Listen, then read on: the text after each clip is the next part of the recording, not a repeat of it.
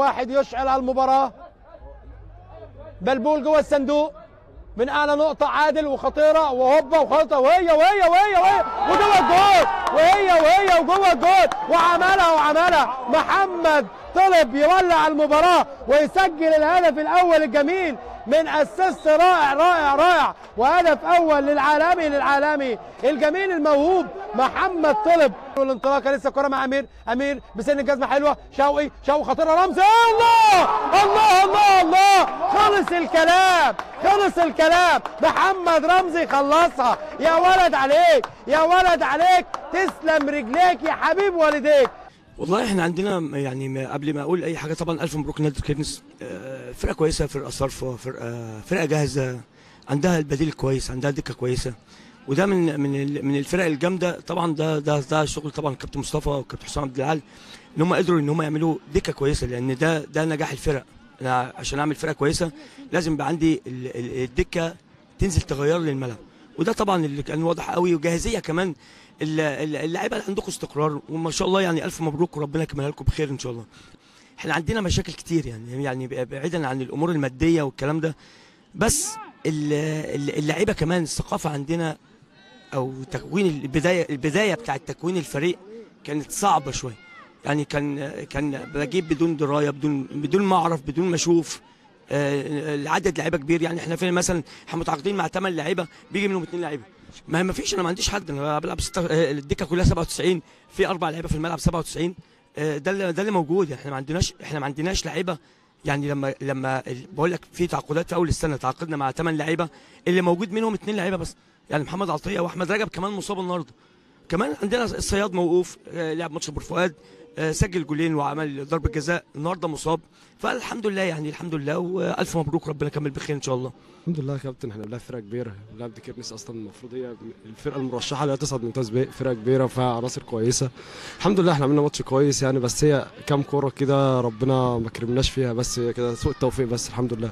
خليك، الحمد لله ده توفيق من ربنا سبحانه وتعالى. وبعدين احنا بنلعب نادي كبير برضه، نادي كيرنس، وبالقاس نادي كبير برضه، بس هو طبعا دي كيرنس يفرق في الامكانيات طبعا، لعب مجموعه لعيبه كويسه وربنا يوفقهم، وانا اتمنى لهم الصعود، لاني فرقه محترمه بامانه، واحنا ان شاء الله نعوض في اللي جاي ان شاء الله. اقول لحضرتك حاجه الاول، الحمد لله على كل حال، احنا بنهدي الفوز ده لباشمهندس خضر والجمهور الكبير بتاع دي كيرنس ونادي كيرنس الكبير. والله احنا علينا ضغوط اكتر من اللي بينزل، احنا محتاجين البونت. احنا الماتش فات كنا كاسبين 2-0 برضه، كنا مرتاحين، وجا فينا جولين في اخر لحظه، فده خلينا قلقانين شويه، بس الحمد لله على كل حال يعني. واحنا كان نفسنا باشمهندس خضر يكون موجود معانا النهارده، بس الحمد لله على كل حال. اول حاجه بسم الله الرحمن الرحيم، الحمد لله على المكسب وعلى النتيجه. ممكن الاداء، بس انت عارف يا ابو خالد الفتره الاخيره دي احنا مضغوطين عشان عايزين نخلص بدري، فالحمد لله ان احنا كسبنا النهارده. وبصراحه ندي المكسب ده النهارده للباشمهندس خضر اللي هو مثلا موفر كل الامكانيات للنادي. وبصراحه احنا معظم اللعيبه كلكم تعرفوا ان مثلا دوري ممتاز وممتاز ب، احنا يمكن ما كناش متخيلين مثلا ان احنا نلعب درجه ثالثه السنه دي بالشكل ده بصراحه. والله يعني الراجل كتر خيره، يعني موفر كل الامكانيات من خلالنا اصلا مش حاسين ان احنا بنلعب درجه ثالثه، فبنهدوا له الفوز ده وبنهدي الفوز ده لنادي كيرنس كلها. الحمد لله رب العالمين على المكسب. الله يبارك فيك كابتن محمود، ببارك للجهاز الفني، ببارك للعيبه، ببارك لجمهور نادي كيرنس، ببارك لكل اهالي نادي كيرنس. احنا كفريق بطل زي ما قلت لك قبل كده، احنا فريق كبير، ده حاجه ميزه ان احنا نبقى مش كويسين ونكلفت زي ما بيقولوا ال3 بونت وناخدهم ونمشي في اي مكان، سواء بره على ارضنا، جوه ارضنا او بره ارضنا. احنا كل اللي يهمنا ال3 بونت. المرحله دي مش مرحله اداء خالص، ننسى الاداء ده خالص، نخليه على جنب. احنا بنفكر في ال3 بونت، بنفكر في الترقي. برضه قلت لك دي ميزه كبيره ان احنا نبقى مش كويسين او مش في حالتنا وربنا يكرمنا بال3 بونت. طبعا في عناصر جديده داخله النهارده، تاني مباراه زي المتولي وزي اسلام اورا، دي تاني مباراه النهارده معانا، لسه ما انسجموش وسط اللعيبه. امير حجازي لعيب مهم، الدشه لعيب مهم، شوكا لعيب مهم، كل لعيبتنا لعيبه مهمه. فلما يبقى الناس كلها موجوده ويبقى يعني كلنا موجودين والعدد كله موجود، ربنا يكرمنا ان شاء الله باداء ونتيجه ان شاء الله، ونمتع الناس دي ان شاء الله باذن الله. هو الحمد لله رب العالمين، طبعا الف مبروك لينا ولجماهير دي كيرنس.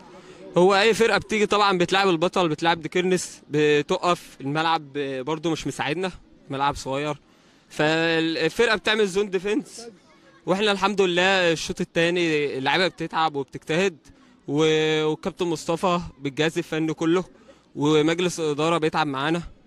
فطبعا انت بتتعب اكيد ربنا هيكرمك، وطبعا الحمد لله. ومبروك لينا ومبروك لجماهير ديكيرنس، وان شاء الله الصعود الماتش الجاي باذن الله. فوز صعب لفريق ديكيرنس على ضيفه فريق بالآس وبهدفين للا شيء ليقترب رويدا من الصعود إلى دورة الترقي.